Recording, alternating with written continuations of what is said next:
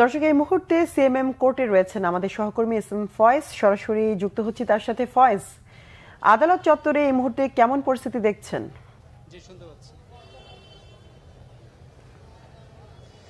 এর আগের সংবাদে আমরা যেমনটা জানিয়েছিলাম যে কিছুক্ষণের মধ্যে অর্থাৎ 2টার পর 2টা-3টার দিকে বা 3:30টার দিকে সাবেক আইজিপি চৌধুরী আব্দুল্লাহ আল মামুনকে আরো 7টি মামলায় গ্রেপ্তার দেখানো হয়েছে। তাদেরকে আদালতে তোলা হবে এবং সেখানে 10 দিনের রিমান্ড চাওয়া হবে, যুক্তিতর্ক হবে। এছাড়া আরেক সাবেক আইজিপি শহীদুল হক, তাকে আরো একটি মামলা গ্রেপ্তার দেখানো হয়েছে। এর আগে সকাল 9টার দিকে একেবারে কড়া নিরাপত্তায় 2জন সাংবাদিককে আদালতে তোলা হয়। একজন হলেন 71 টেলিভিশনের এমডি মোজাম্মেল হক বাবু, আরেকজন হচ্ছেন ভোর কাগজের সম্পাদক ও সাবেক সাধারণ সম্পাদক।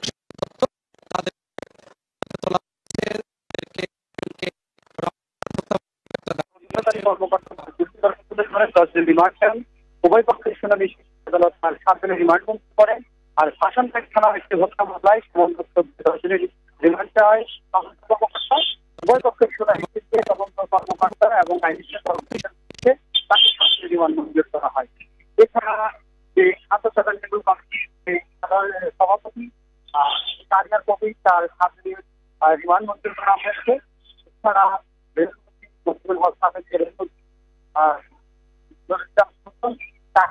আদালতে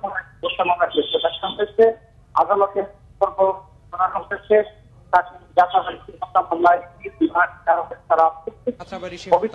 3 দিনের রিমান্ড নেওয়া হয়েছে। তারা প্রত্যেকেই অভিযোগ তুলেছেন রাষ্ট্রপক্ষের আইনজীবীরা যে প্রত্যক্ষ এবং পরোক্ষভাবে ছাত্র জনতার যে আন্দোলন হয়েছে সে আন্দোলনের উপর তাদের উস্কানি ছিল, তারা প্রত্যক্ষ এবং পরোক্ষভাবে জড়িত।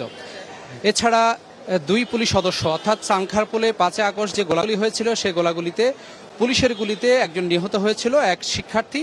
তার হত্যা মামলায় সুজনকে গ্রেপ্তার করা হয়েছে এবং সেই মামলায় তাকে 3 দিনের রিমান্ড নেওয়া হয়েছে। আমরা আদালত চত্বরে আছি সকাল থেকে, এই তথ্যগুলো আমরা জানতে পেরেছি। কিছুক্ষণ পর যখন আদালতে সাবেক আইজিপি তাদেরকে তোলা হবে এবং সেখানে তাদের রিমান্ড চাওয়া হবে, তাদেরকে কয়দিন রিমান্ড দেওয়া হয় এবং কোন থানায় তাদেরকে দেওয়া হয়েছে যে 7টি মামলা, সেই 7টি মামলা কোন কোন মামলা, সেই বিষয়গুলো আমরা জানতে পারবো। এই ছিল আমার কাছে এখানকার একেবারে সবশেষ তথ্য। আরেকটি তথ্য জানিয়ে রাখি যে একেবারে যেই রাশেদ খান মেনন, তাকে 2018 সালের মির্জা আব্বাসকে হত্যা মামলার একটি নাশকতার মামলায় তাকে ফের 3 দিনের রিমান্ডে নেওয়া হয়েছে। এই ছিল আমার কাছে এখানকার আদালত পাড়ার একেবারে সবশেষ তথ্য। ফয়েজ, ধন্যবাদ আপনাকে। প্রয়োজনে আবারও যোগাযোগ করব।